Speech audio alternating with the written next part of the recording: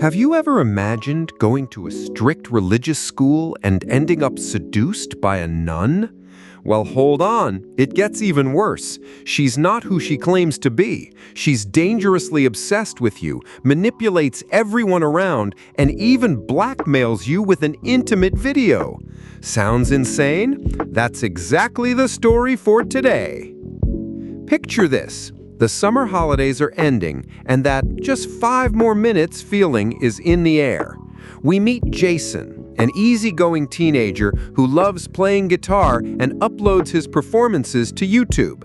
He's enjoying his break, thinking he's on the road to internet fame when his calm is abruptly cut short.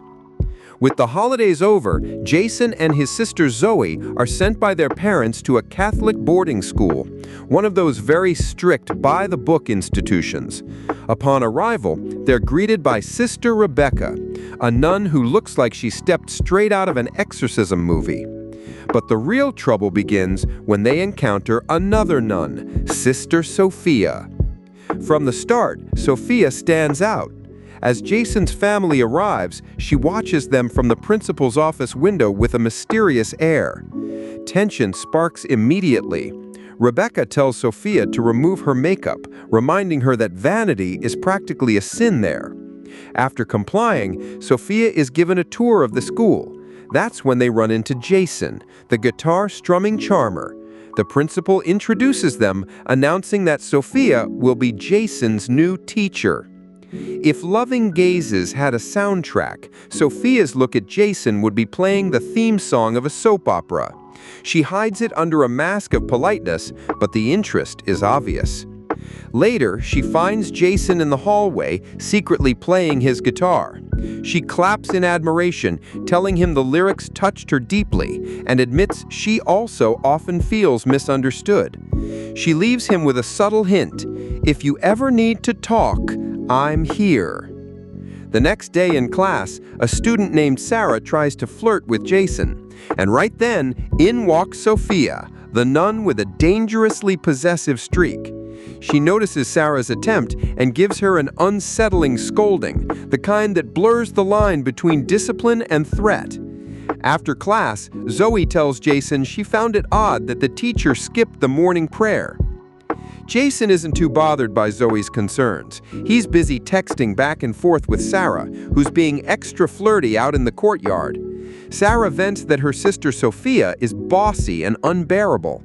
The two are just about to kiss when, boom, the nun materializes out of nowhere like a magician ready to ruin the moment. Sophia orders Jason back to class and gives Sarah a glare that says, "One more move and I'll bless you with boiling holy water." After they walk away, she grips her crucifix so tightly her hand starts bleeding. Unhinged doesn't even begin to cover it. Later, she summons Jason to her room after class. He's hesitant. Even he knows it's against the rules for a boy to be in a nun's quarters, but curiosity wins. When he peeks through the slightly open door, his jaw drops. There's Sister Sophia, standing in red lingerie like she's auditioning for a Beyoncé music video.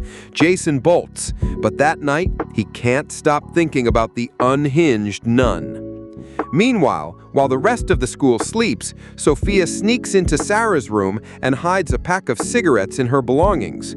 On her way out, she runs into Sister Rebecca, who catches her mid-creep.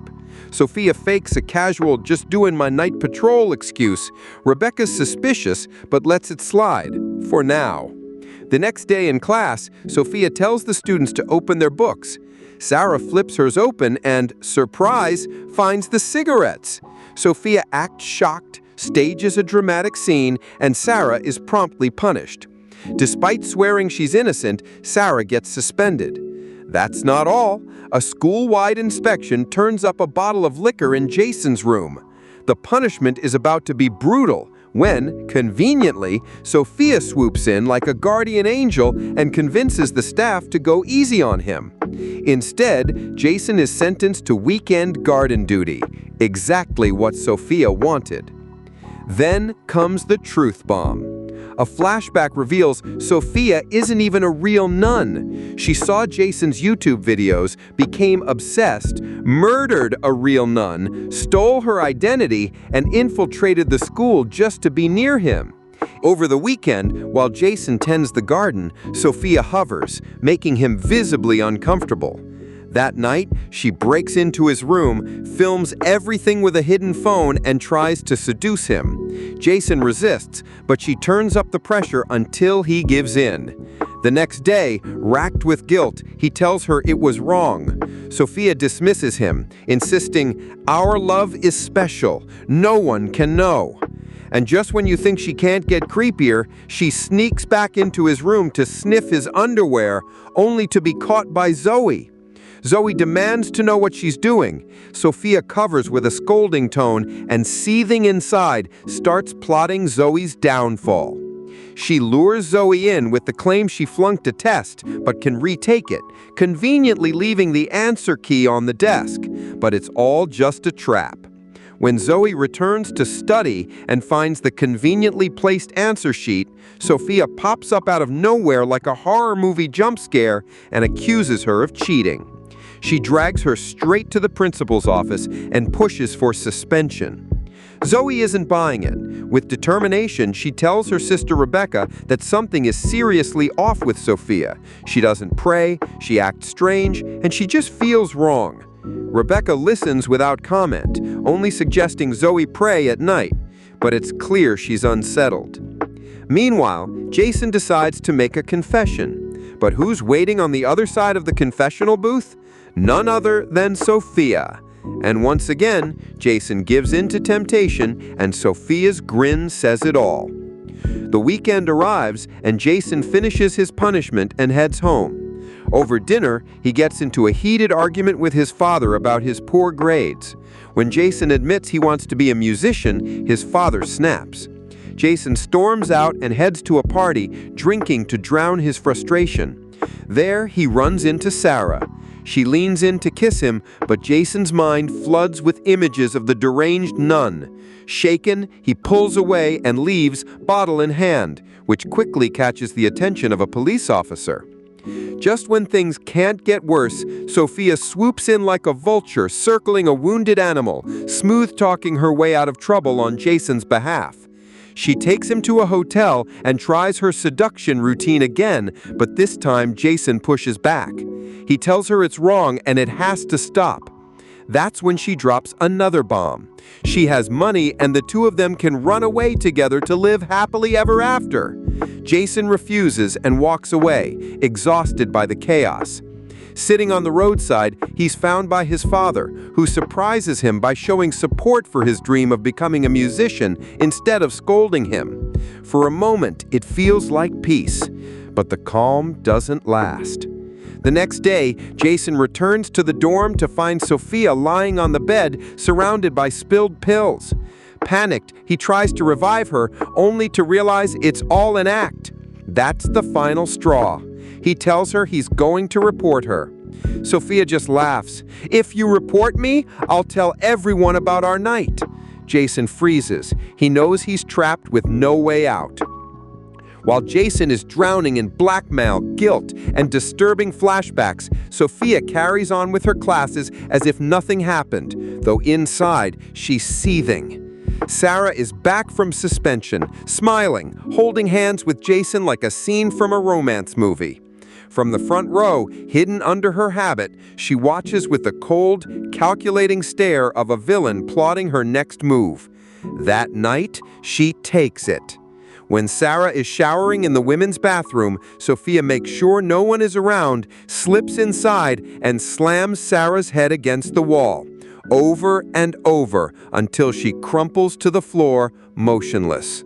Calmly, she stages the scene to look like an accident, tidies up, and walks back to her room with the serenity of someone who just finished praying the rosary. Hours later, Zoe discovers Sarah's body and screams, waking the whole school. Sarah is rushed to the hospital, but she doesn't survive. The official story? A tragic bathroom accident. But anyone who knows Sophia knows this was no accident. At Sarah's memorial mass, grief fills the air.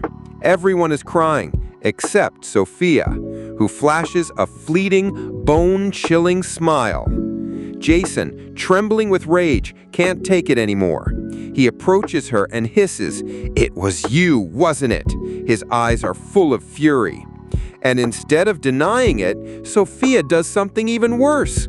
Jason pulls his phone from his pocket and plays the hotel video.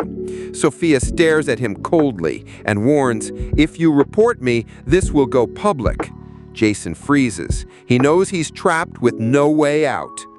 The weekend comes, and Jason leaves with his family, desperate for some peace away from the nightmare.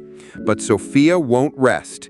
She concocts a story about visiting a sick aunt and convinces Rebecca to grant her permission to leave school.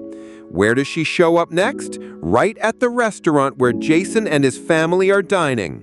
Like a spider spinning its web, she sits in with a sweet smile, pretending to be a family friend. But beneath the table, her hand creeps up Jason's thigh. He turns pale, caught between terror and disbelief, unsure whether to scream, cry, or choke on his food. Meanwhile, back in town, Sister Rebecca's suspicions grow. She calls the hospital to send flowers to Sophia's aunt, but there's no record of any such patient. The pieces begin to click into place. Something rotten is lurking in the convent. Zoe, having sensed something was wrong for a while, confronts Jason. "Tell me the truth." Overwhelmed, Jason breaks down, confessing everything: the fake nun, the threats, the videos. Zoe urges him to tell their parents, but he fears shattering the family's image. Determined to get to the bottom of it, Zoe suggests they investigate Sophia. The siblings break into her room and find her laptop. What they discover shakes them to the core. Her real name is Laura. The actual sister Sophia went missing months ago, and Laura stole her identity to infiltrate the school and get close to Jason. It's a twisted plot straight out of a Mexican soap opera with a horror twist. Armed with evidence, they rush to Sister Rebecca's office, but no one answers. Unknown to them, Rebecca confronted Laura minutes before, only to be struck on the head and left unconscious by the psychopath.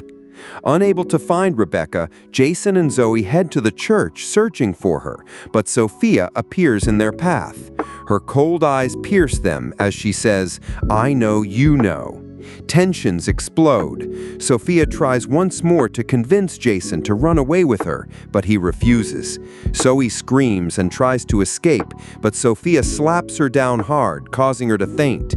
Then, crazed and desperate, Sophia lunges at Jason. In a moment of divine intervention, Sister Rebecca arrives, injured but alive, and tries to restrain Sophia. They struggle fiercely, but Sophia overpowers Rebecca and knocks her down again. Jason realizes this is his only chance. With courage born from desperation, he pulls a screwdriver from his pocket and drives it into Sophia's body. She falters, eyes rolling back before collapsing. Finally free from obsession, madness, and the false nun, Jason breathes deeply. The nightmare is over. And the big question remains, would you ever run away with a crazy nun?